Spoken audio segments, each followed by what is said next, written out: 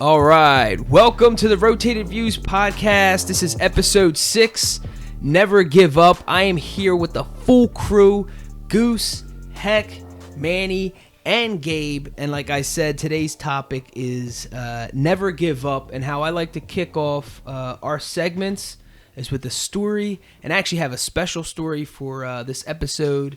It is of our good family friend, Will Rodriguez. Will. Shout out to Will. He is a long family friend from I believe I was in single digits when we first all met all together at a local church of where we live. So very near and dear to our heart. Love this man.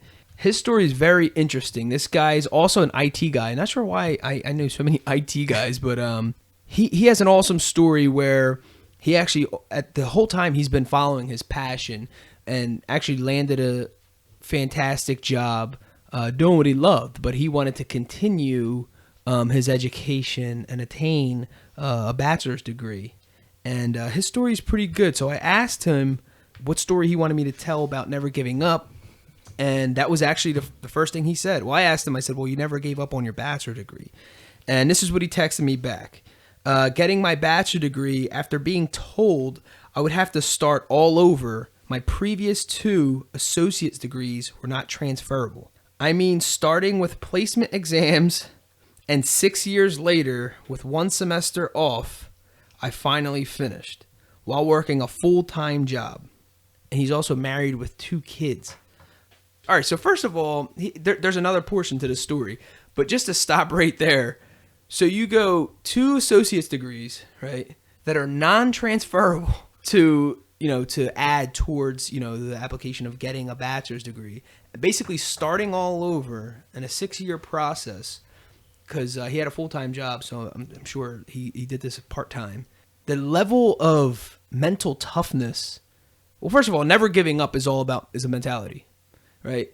Him never giving up on that dream. And he says later on in the text, I did it for my family, I did it for myself. And I think it was what he was trying to say in that he had something to prove to himself. It wasn't for anybody. It wasn't for the world.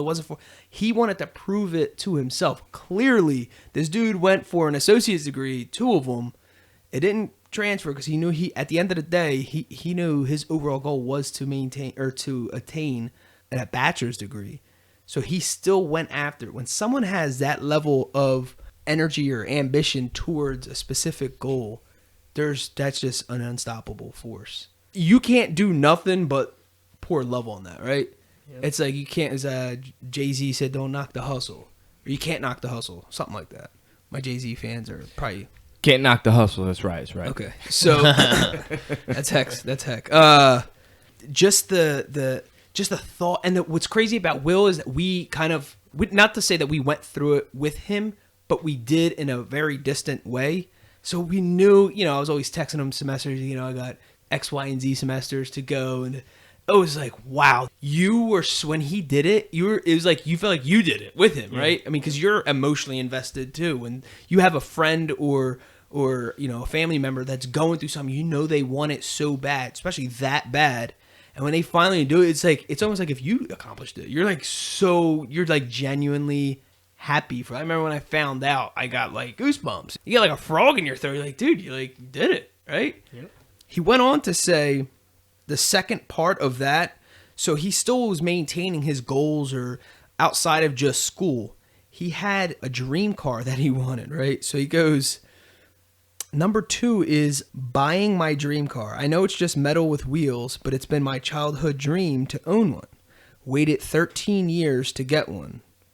And then he jokes and says, I hope that's good enough for at least 2 minutes of material. But dude, he's very, he's humble in his ways. But you guys can describe better the type of vehicle that this man purchased. Oh, he has a Porsche 911 Turbo, the 997, which all you car heads, you should know what that is. If you beast, this thing's no joke. Yeah, this thing is gorgeous. Yeah, and it is up there with like the supercars. So he sent me these 2 text messages. I'm like, dude, that story, man, you're talking about someone, that's within a year. He accomplished both of those things. So he got his bachelor's degree, think about that, and his childhood dream car. And it all accumulated. And you know what I love about this story is if someone from the outside were to just see that and you're like, this guy, what's he doing? He did everything within a year, man. But they're not seeing, and I say this time and time again, and I'll continue to say this, all the hard work and effort, 13 years of dreaming, saving for a car, and 6+ years of trying to attain a degree. He also said to prove that the degree was for himself, he didn't get a financial increase or anything like that. There was no like pay raise. Because a lot of people just get degrees to get a higher pay or something like that. He literally was doing this for himself. Obviously he's gained valuable knowledge from through the process or whatever. But plus, like all the sacrifice he had to go through in the meanwhile, like you said, had 2 kids, was married. So you're working a full-time job. You're going to school full time, and you have like little ones running around. I mean, and just one of those things alone is like a handful. He was trying to juggle all 3 of them, and his wife attaining her bachelor's, and she's going to school as well. And then they had she just graduated. And then there are little, like he tells me there was like little sacrifices they had to do, take a couple steps back to make some things work. And now this guy's like, he's living his dream, like. Literally living his dream. On like the goals that he set for his personal self. It wasn't even like to prove anything to anyone. It's just, look what I got. It's just his own, like. And if you guys know this guy, he's not flashy at all. So no, he still has the same sneakers since 1998. They're the Nike Shocks. If anyone knows about Nike Shocks, the first one, all the Shocks are blown. His little tiny champion shorts. Very, very humble guy. Nah, we love you, Will. So that being said, I'll just put this out there. Was there something on the reverse end? Because it's also nice to hear, like that great, inspiring story. But let's flip it around. Was there something that you guys gave up on and wish that you hadn't, or I don't even if you care if you hadn't, just that something that you gave up on and there's like a lesson that tailed off from that? Yeah, I'm gonna say I kind of mad at myself that I started to I like cooking. As a younger kid, I see this picture clear as day, like it was yesterday. I was in 2nd grade, and I went to the book fair and I saw this book on cooking, and I was like, oh, I like this. It had it was very it was more of a picture book, but it had all the ingredients and stuff to make different. I don't know, Did it come with an apron? Desserts. It did not come with an apron, which made me a little upset because I love aprons. And he has the one with like the 6-pack already airbrushed on it. So anyway, I bought this book and I thought that I was gonna become like this big time cook, and I'll make different things. I made I got an apple, cut the center out, put the peanut butter in, and I sliced it up and I served it to myself. I was like, I showed my mom. My mom's all proud and happy. I mean, that I made young Emerald a little dessert there. So I would carry this book with me, and one day the boys at school made fun of me because I had this cookbook. So basically, I was like this little, softy, I guess. I don't know. Like they were just like looking at me.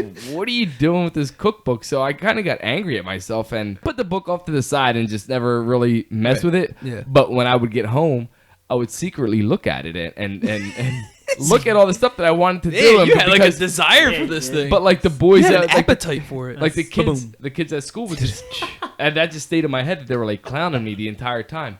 And so now it's like I go out and I cook. My wife will go off to work, and I'll just start making, main meal, the rice, beans, Hispanic people, rice and beans as a main, chicken and adobo, definitely adobo. So. Last week, my wife goes, let's make homemade pizzas. And I was like, all right, cool. So in the back of my head, I always wanted to do what the pizza shop guys do. Like, how they get the pizza and they stretch it and toss it. Yeah, definitely got caught on video. My wife is recording me as I'm flipping this dough around. I turn around like, what are you doing? Nice. But yeah, anyway. So you knead the dough? Like, yes. Knead it? That is awesome. Yeah. Put it on bowls, let it sit out. Did you like throw it up? Fluff. And that's actually impressive. It was for being a pizza guy. I never did that actually. It's actually pretty fun. I had flour all over my hands and stuff. So I wanted to be messy like them because their hands are always white because of the flour. Right. So I wanted to be messy and I put flour like all over the place. So anyway, needless to say is that I do it now and I enjoy cooking for my family, and summertime, I'm always out cooking on the grill. So if do any of you guys are around, So you just Don't wanted to swing be by. a chef, or like a legit chef, or is it something that you just kind of wanted No, to like not- sharpen? I sharpened it. I didn't want to be a chef, like a legit chef. I just enjoyed cooking. I like tasting. Like I like to I'm have the same flavor in my way. food. I just like to put the I like flavor putting into like it. garlic powder on my fruit. Well, no, you know, that's- my Fruit Loops. Is that not what you're talking about? No, not at all. Syrup on your Honey Nut Cheerios for extra honey. Oh wow, Sounds that good, is though. some old school That's- stuff right there. Yeah, yeah, we that's definitely. us. Definitely Yep. did that. No, So, that's when we didn't have the. Okay, Right, so Mom- we didn't have the Mommy would buy honey nut Cheerios. So we bought the regular plain yellow box. she got. That's all Cheerios she and we gave put us. syrup on it to give that snap. The that honey- extra. yeah. And then Sounds good. same thing with like Wondering why. cornflakes. Cornflakes, toss a little bit of sugar. Yeah, we sprinkle some Sprinkle. sugar on the top. That Yep, was, it was Rice Krispies. frothy flake. Yo, that was our level of breakfast. the dentist loved us. So that's my story when it comes to something I wish I kind of stayed with. I can actually I can relate to that. I think there's a weird thing about cooking. It's very peaceful for me, and I'm the same way. I like trying new seasonings. Following a play-by-play recipe is not my thing. I kind of like figuring it out That's my myself thing. and like really Yeah. tasting it for Yeah. myself. I just add stuff. I have to have the kitchen to myself. I don't really cook that much when I do. I have like no one has to be around. No one can like disturb me So or you're whatever. shy about it. Well, I just want it because I'm cooking, cleaning, doing All this for stuff grilled at the cheese. same time, and I still burn the toast. All right, cool. So yeah, cooking. I think a lot of people can relate to the cooking thing. I mean, it's not. We all have to eat, so I mean, it is kind of cool. I agree with you. Maybe we'll take some cooking classes or something. I think we should. Yeah. Record that. I don't like to. Definitely, my main thing is I don't like to follow the ingredients. I like to throw in my own amount and my own different A seasonings. little extra for good luck. Yeah, Yeah. I don't know about good luck, but yeah, I just like to. Do you make a sound when you splash seasoning on there? Nah. Like bam! Whoa! No, You just like impress yourself. How? Woo! When he takes that first spoonful, oh my! Yeah. All right, so cool. So I know Manny. I know probably doesn't have anything to do with cooking, but what's your story? Well, the story is Timon gave up. This kind of treads back a little bit. 10. How old am I now? We're gonna go. How about 12 years? Jesus. Senior in high school in a football game. Most people can relate and go back to those days. But I was in it. I was in the stands cheering. Yeah, you were, and I kind of wish that day I was in the stands with you. We were playing. We were playing kind of a powerhouse in our area at that time, and everybody has an opponent. Playing football, you have to block a certain person on each play. This is American football. Yes, American football, not soccer. So anyway, long story short, we're playing them, and it comes about the second quarter, and I just can't beat this guy. I can't beat this guy. Okay, so hold on. What position are you playing? I'm playing center, Okay. and my responsibility was the middle linebacker. This guy literally he was about 6'2", 220, big guy, and I'm kind of slight of frame back then, not now. But so I'm chasing him for 2 quarters, and I look, and I'm like, oh my god, I'm getting killed right now. And the second quarter, he literally starts calling plays. And I'm like, they're going to the left. And in my mind, I'm like, we're going to the left. And I'm like, he's in your head. Yeah, he's in my head. And I'm like, and I'm going to the huddle. I'm like, is somebody looking at the play? Like, who's looking at what direction we're going? Because he called out the play, no lie, every single down. And I just got beat to a pulp. He beat me. He was bigger and stronger. And he beat me to a pulp. And about the middle of the third quarter, it was out of hand. They blew us out. The middle of the third quarter, I just literally gave up for the first time. I gave up. I put my hand up, and I acted like I hurt my shoulder, and I came over with a dead shoulder. Oh, you know what they call that? What's That's that? called the loser's limp. Yeah, Literally, there's it a term was- for that. You're absolutely right. And I was beat mentally, and I literally gave up. Wow. And I had never done that before.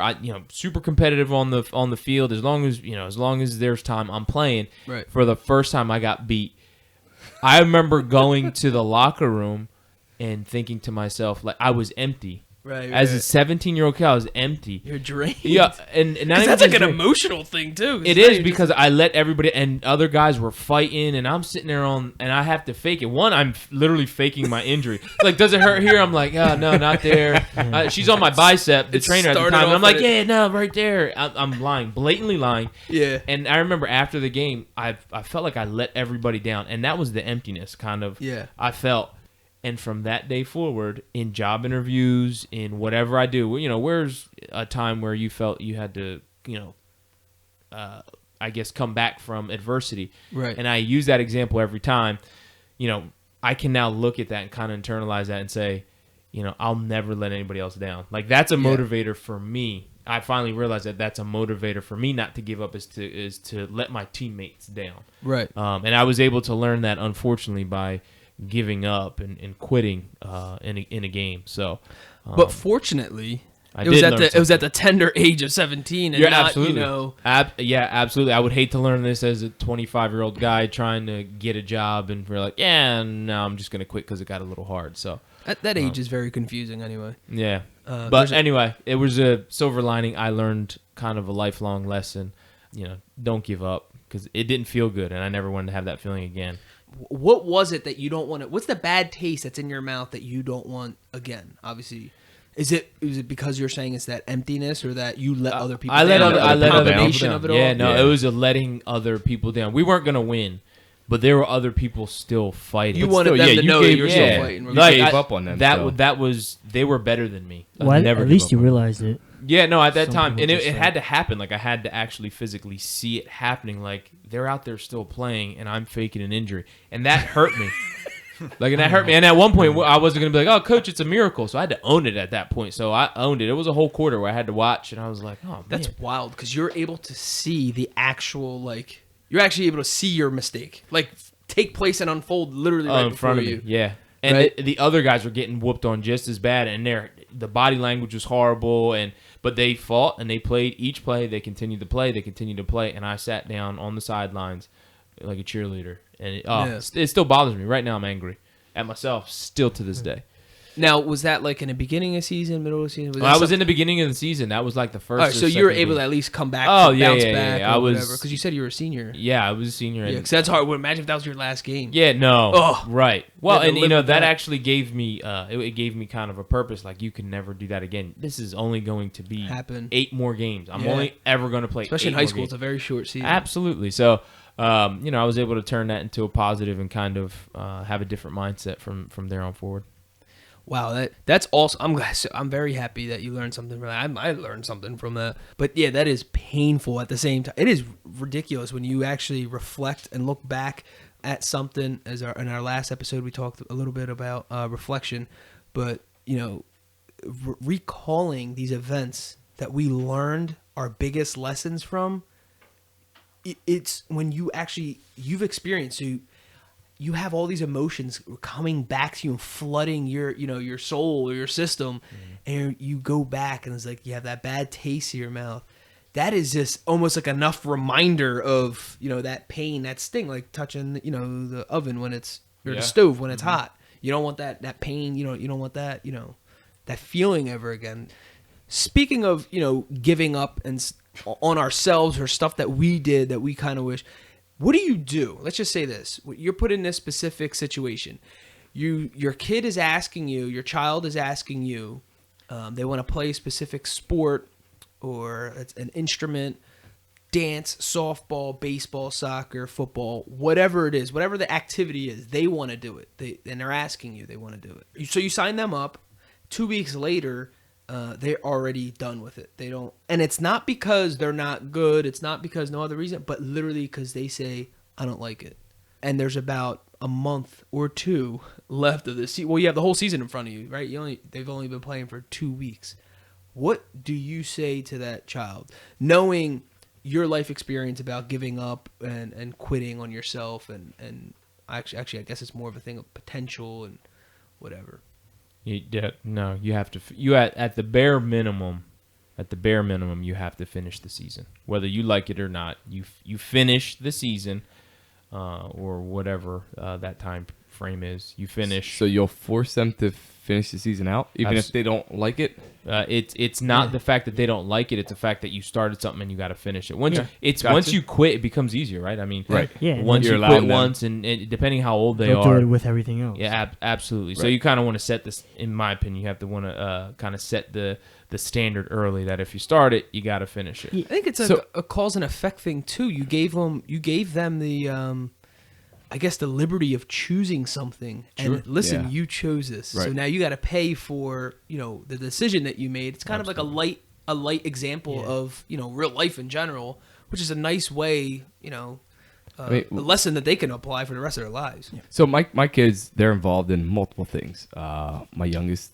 Lainey, not my youngest, my second oldest. He has so many. I have too many. Sorry, guys. I have way too many kids. I can't even keep track. now of the it. youngest. I don't even know who's the youngest or who's the oldest. Anywho, my one daughter, she has gymnastics, she has dance, and now she has softball, t-ball rather. She calls it softball. She thinks she's a big girl, t-ball, and it's not that she's trying. How old is Lainey? Lainey is 5 years old. Okay. It's not I'm that saying she's it for the audience. Yeah, she's 5 years old. So it's not like she has to choose one or the other because she has gymnastics on a Tuesday and a lot of her softball games are on a Tuesday.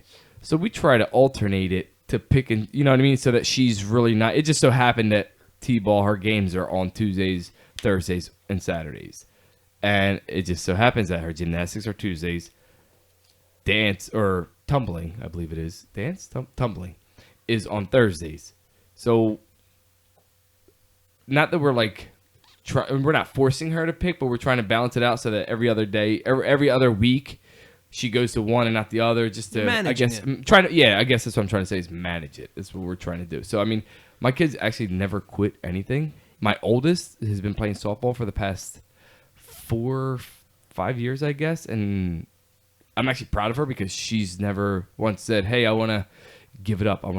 Not once has she ever given up. I think she's played soccer, and like Manny was saying, she finished out the season, and that was it. And she says, "No more soccer for me." Yeah. But she finished out the season, so I don't know, what it is like to have a kid say, "Hey, I don't want to finish this," or I don't know. I think it's interesting too. You kind of have to explain to, whatever age level they are, the commitment that is involved with getting started with an activity, whether it is, playing an instrument or singing lessons, piano lessons, soft or a sport. There's also a financial commitment that the parent is making, for the most part anyway, that I'm not sure when that actually gets talked about, what age.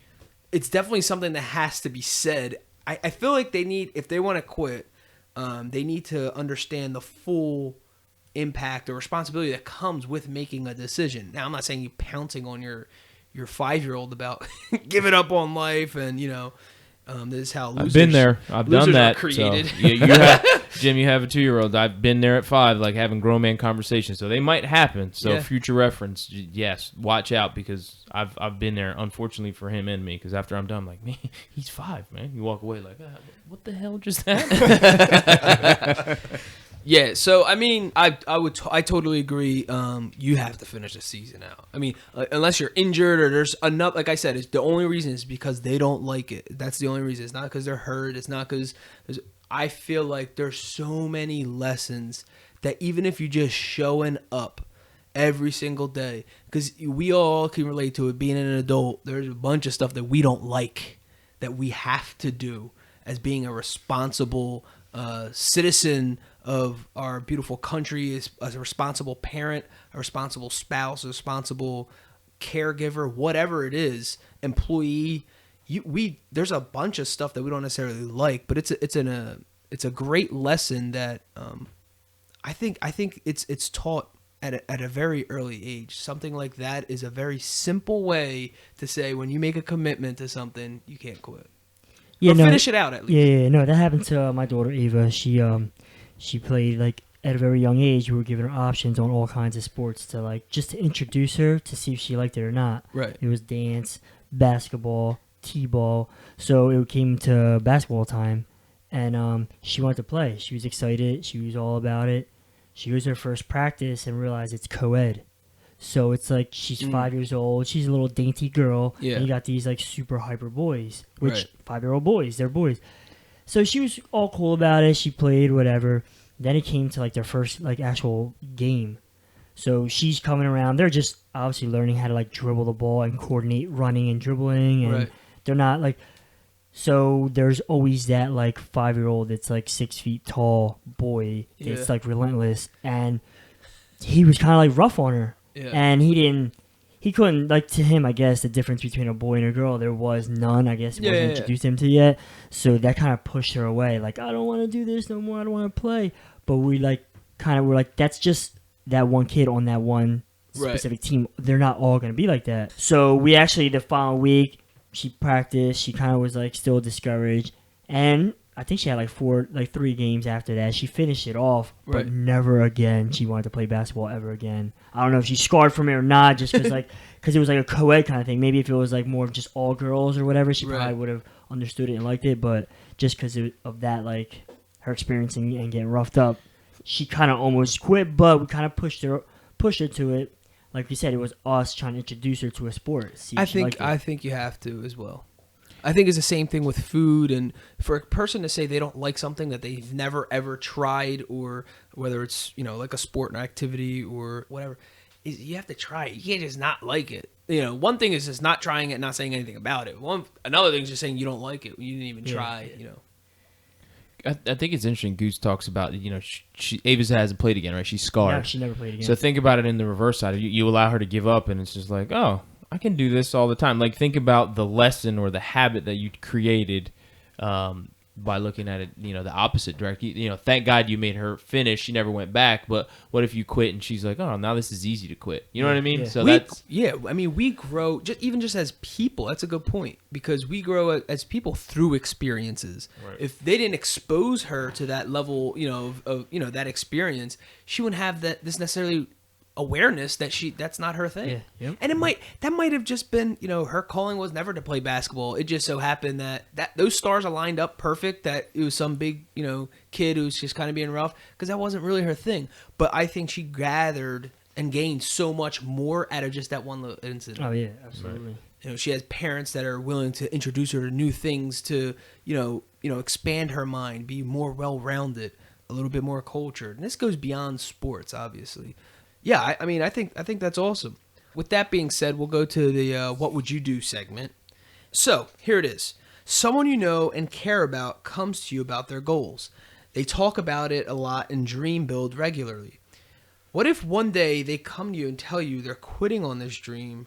What's your reaction, and what do you say to them? Do you tell them to quit or not? So this kind of goes along with what we tell the segment about being a father or a parent, and doing what we would say to a kid. Do we do the same thing with a dear friend who's constantly talking about something and just wants to give up on it? Because this is different. It's not the same. Signing your kid up for an activity is totally different than your grown adult friend telling you they actually want to do something and then they plan on giving up. I mean, what do you say to them? To me, it's like I would say then, and it is someone you care about. It's not like just right. this guy's whatever. This guy, right. Yeah.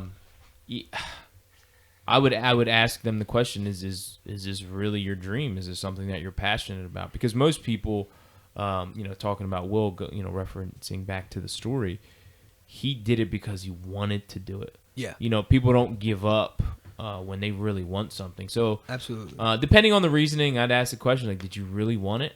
Jim, in your pursuit of writing the book and, creating this podcast and having your spoken word album, I'm sure there were a lot of hurdles there. I'm sure you had trials and tribulations that nobody knows about, or, whether it be financially, emotionally, or whatever the case was. Big time. You wanted it, so you finished it. So, yeah. There's so many experiences and situations where people have completed it because they wanted it. So my first question would be, did you really want it? Because if you're quitting, to me, it sounds like, it sounds good, but you weren't. And it also depends on like what the reasoning is on giving up. Right. Absolutely. I'm not telling you go into financial ruin because you're chasing this, crazy dream. It has to be within reason. Absolutely. But that would be my knee jerk reaction. That would be the question that would come out of my mouth. I also think it's important to bring up to this person, like the little peoples, maybe it's their, children or younger siblings, people that actually admire and look up to this person. They're watching. Yeah. Yep. What example are you leaving when you quit on your goals, especially when it's something that you talk about a lot, and then people are like, wow, all these years this guy wanted to be, whatever, a writer or whatever it is, and he just gave up on it. So then in their mind, it makes it okay to even have a lifelong dream and give up.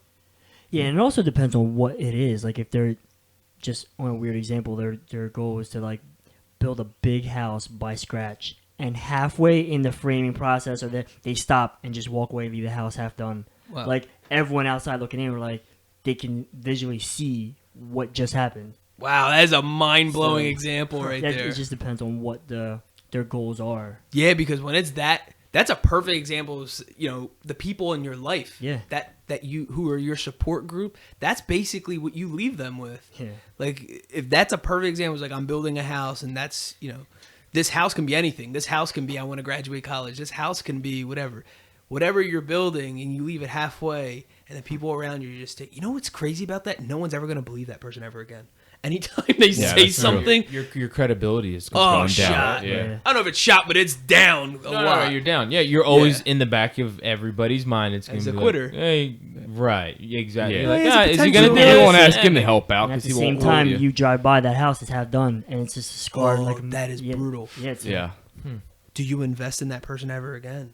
No, It's your relationship with that person changed too. I gotta say, if you hear It will. someone It constantly will. talk- time, It you still will. gotta be supportive on them. absolutely, Back them up. You can't just But it throw them changed. off. But Yeah, there yeah. are things that do change. no, it definitely changed. Yeah. There's no way you can't. You definitely looking at that person different. That's not a, I think that's just a natural human reaction to something like that.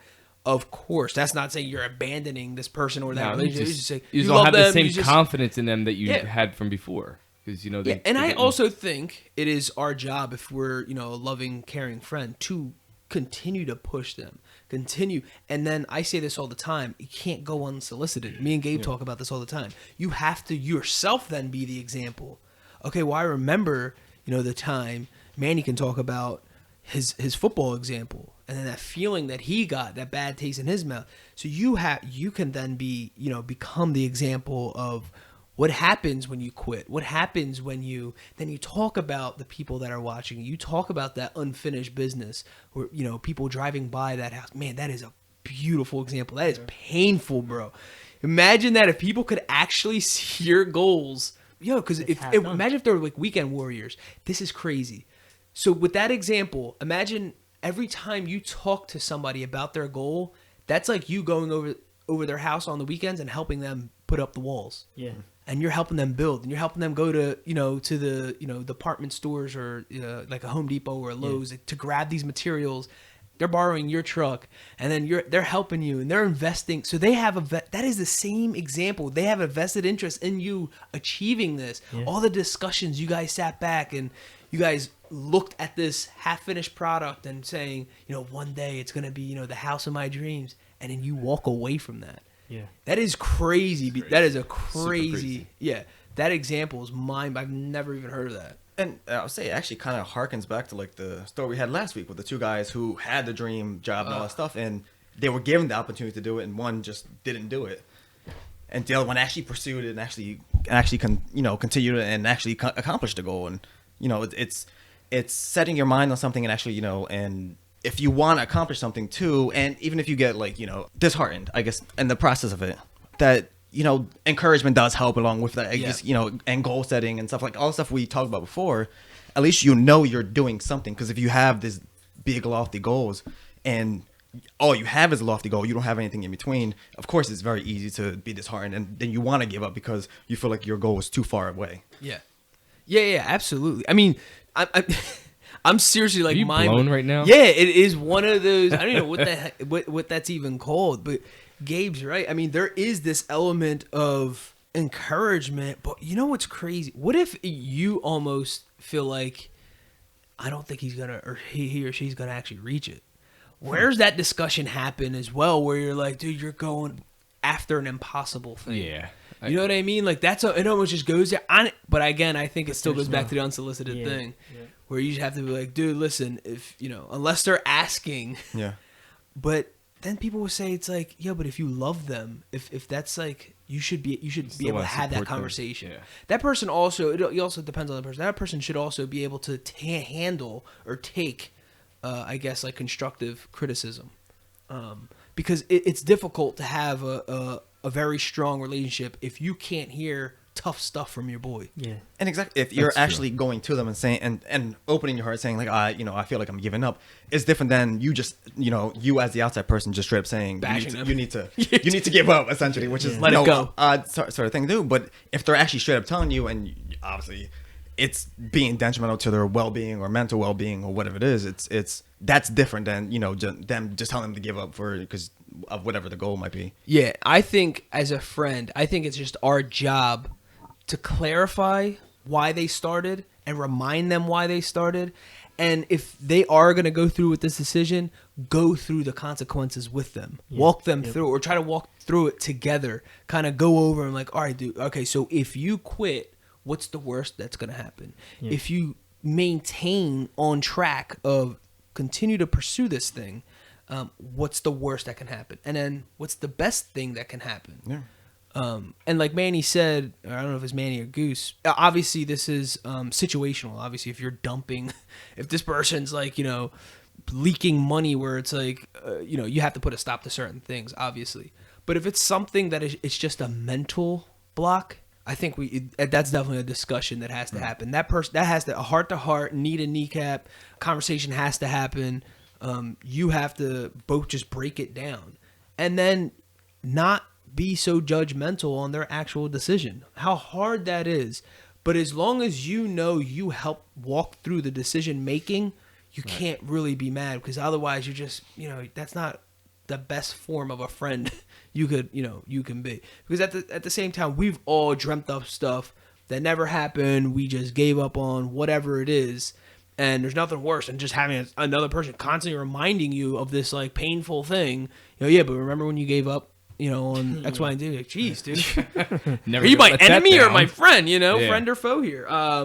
But yeah, I think it is. I guess the biggest thing, and I will harp on this because I think it's very important when it comes to tough. There's something called tough conversations. You have to walk through it, because other people are also looking at you, the supportive friend, and what kind of friend you are. What kind of value are you bringing to this relationship? You let your boy give up on his dream, and you're like, no, it's not me letting up. First of all, we're all grown adults. Everyone's going to make their own decisions. But we did sit down, have a one-to-one. We discussed this. We talked about this. We walked through it. And this is just something that the weight's off my shoulders, and it should be off of his now, or hers, whatever. But it was discussed. We talked about it. And it is painful, because if you're a true friend, you would talk about it. Because if you go back to the example Mikey gave or Goose gave, you have a vested interest that you helped build this house. You can't also just walk away from it. Yeah. Maybe it's like, dude, I'll help you on the weekends. Maybe I'll come after work now to speed up the process to help build this house. Then you have to, where's your value into this? Because sometimes, it's hard to see someone, dude, it's actually a super painful thing for me to see someone just give up on something that at one point you remember those early conversations and they were so excited and energetic about. It's almost like looking at a little kid and watching all their excitement, their zest for life. And you see them, as an adult, and it's like, some of that is just like, it's tainted. It went away. Yeah. Sometimes they don't have that little sparkle in their eye. That's brutal for me, because I'm a dream builder. I like dreaming. I like thinking big. I like encouraging. I like motivating.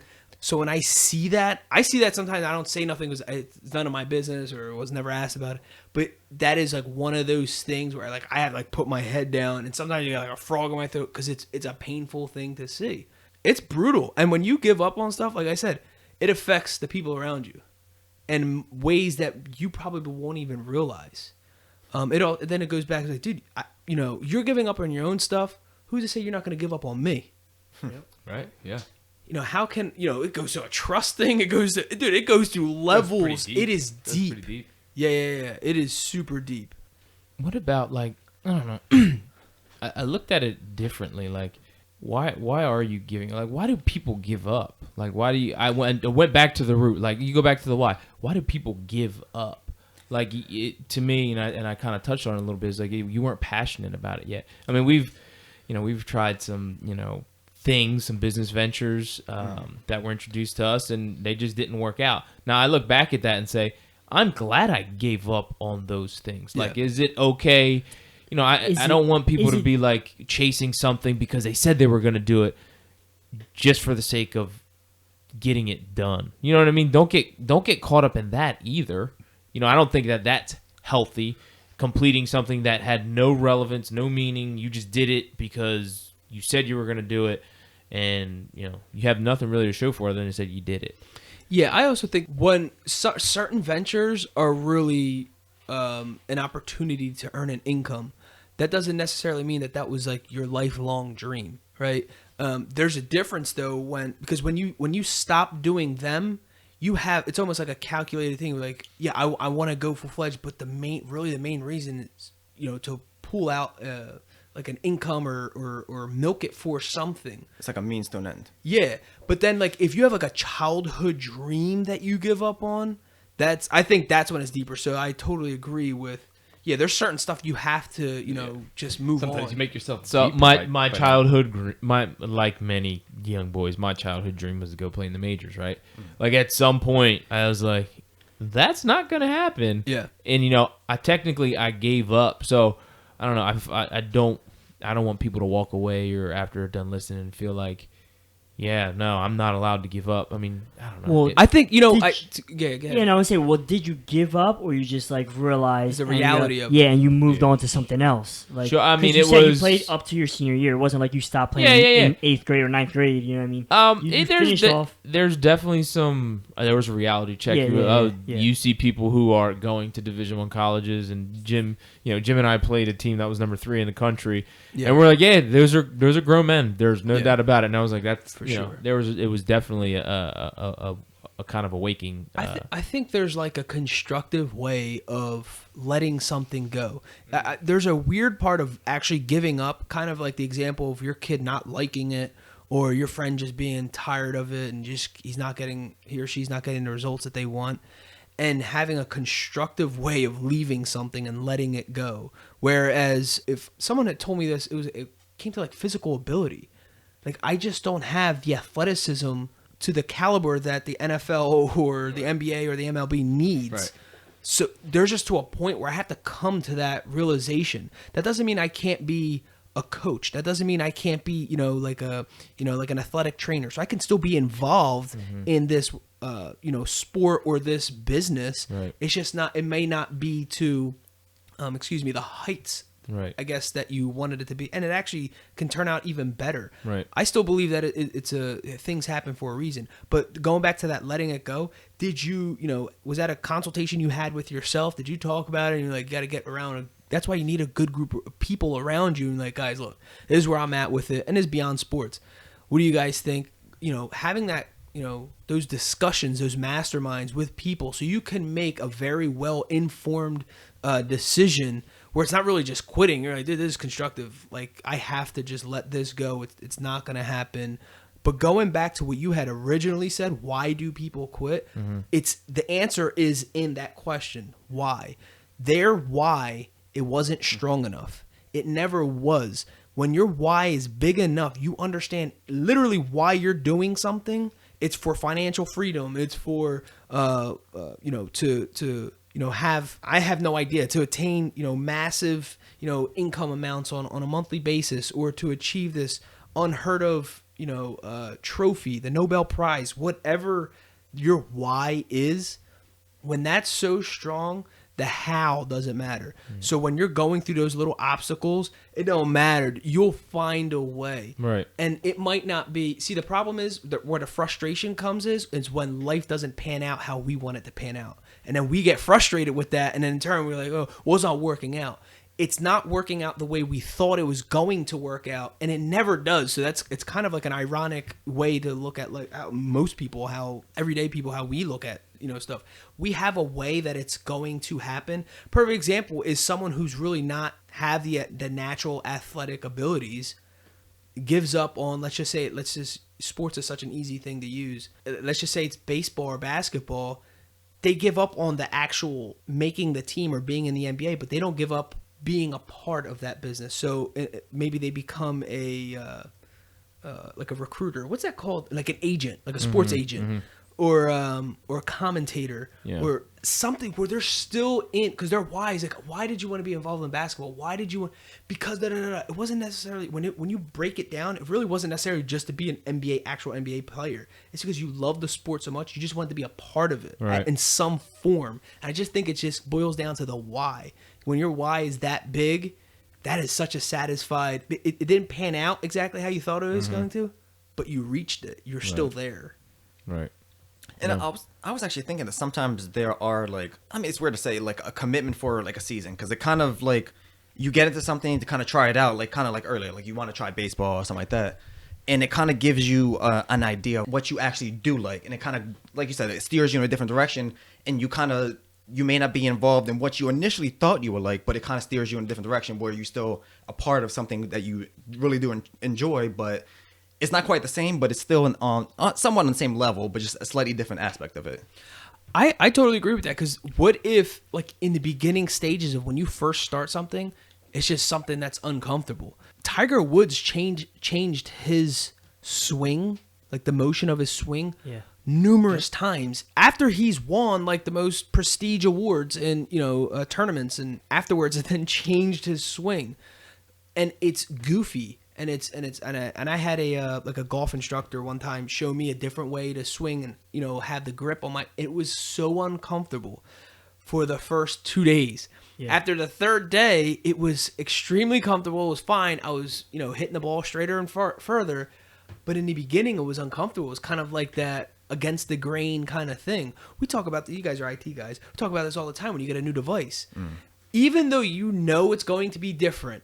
The first week or two, you're almost frustrated with the thing. You kind of want to chuck it across the room because there's buttons are different places. Or for the most, if you go from, let's just say like a different brand, like if you go from like an Apple product to like an Android or something, when you do that transition, it's still a phone, right? You still have the same thing, but the way it all operates is totally different. And so, but after a while, you get used to it, and you could almost, use your phone with your eyes closed after a while, and they're just touchscreens. Yeah, exactly. Because even now, because I've been always been more of like the Android. Somebody hands me their iPhone. It's like, it's always weird. It always functions similarly, but it's like, it's a learning curve, and getting used to something different.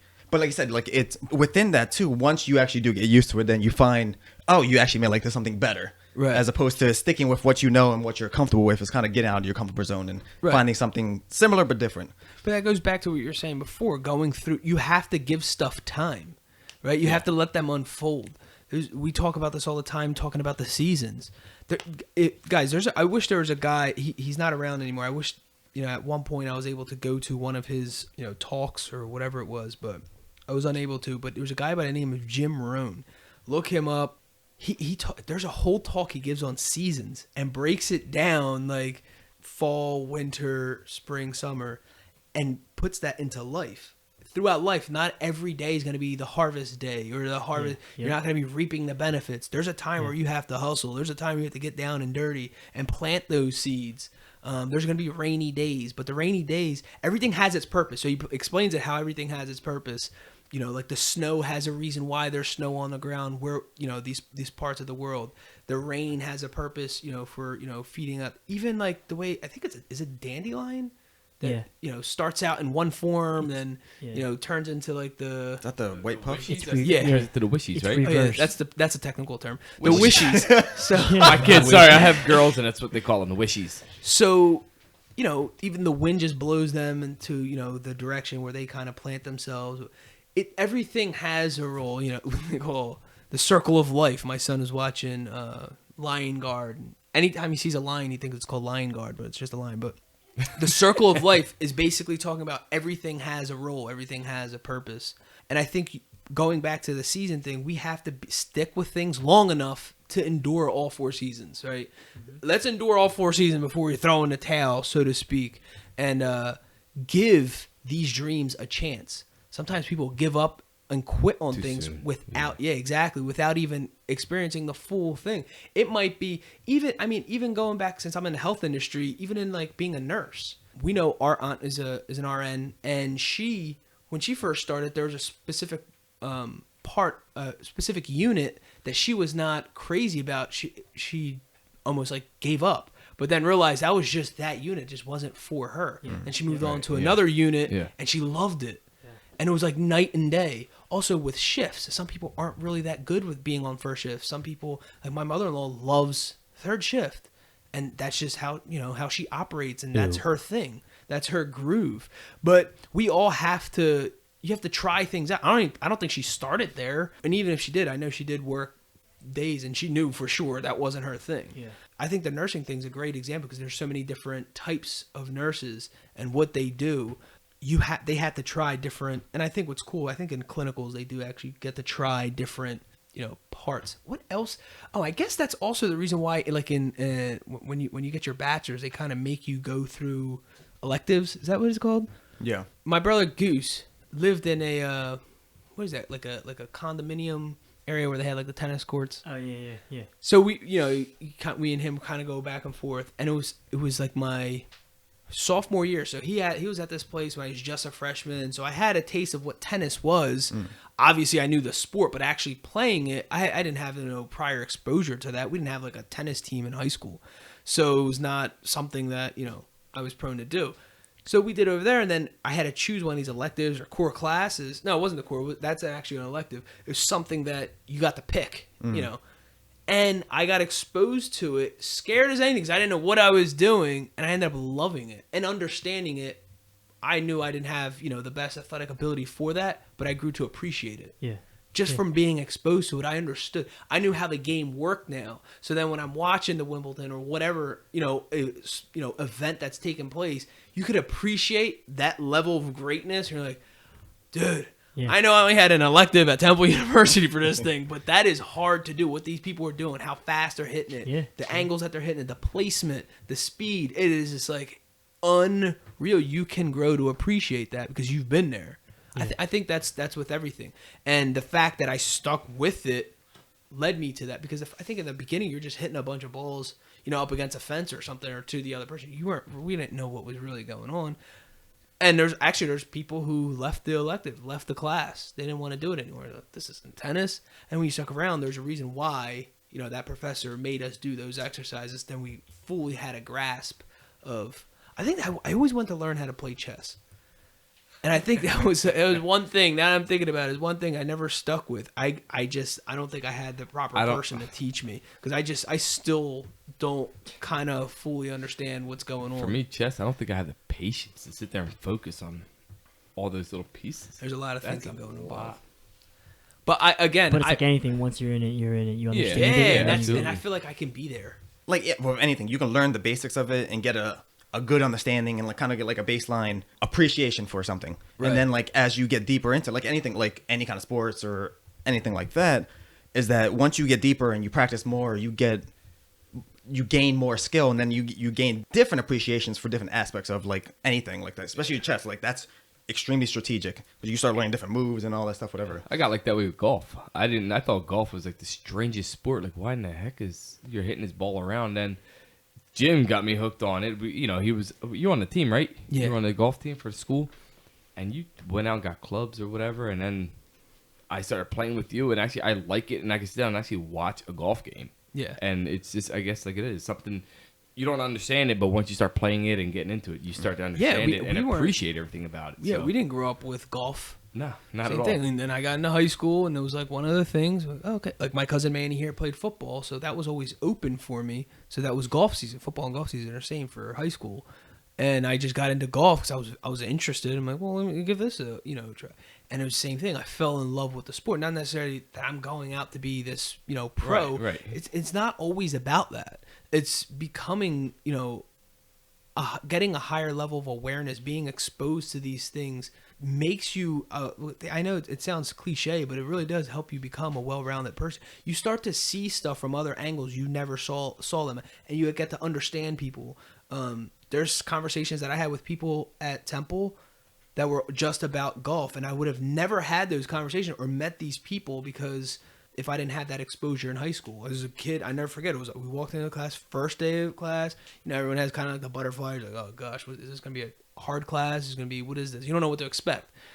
And there's a dude, I never forget. He was reading a Golf Digest, like a magazine, and I was like, oh, you play golf or whatever? And the conversation sparked from there. He ended up being a study buddy of mine. We passed the class. That class actually it was a theology class. It ended up being a really cool class. But I would have never even built actually a strong relationship with a person because I wasn't exposed. If I wasn't exposed to golf at an earlier time, it's very interesting. But going back to never giving up, I want to wrap this this podcast up with 2 quotes that if you're in that, I guess, segment of life right now where you're thinking about giving something up, I want to leave you with these 2 quotes.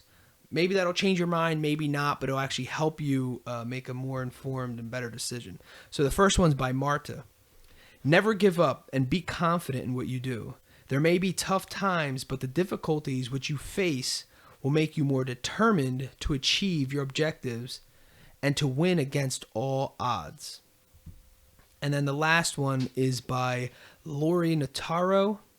It says, if you really believe in what you're doing, work hard, take nothing personally, and if someone blocks one route, find another. Never give up.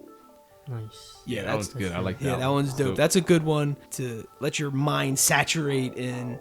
So that wraps up this episode of the Rotated Views. This is episode 6. Never give up. Awesome.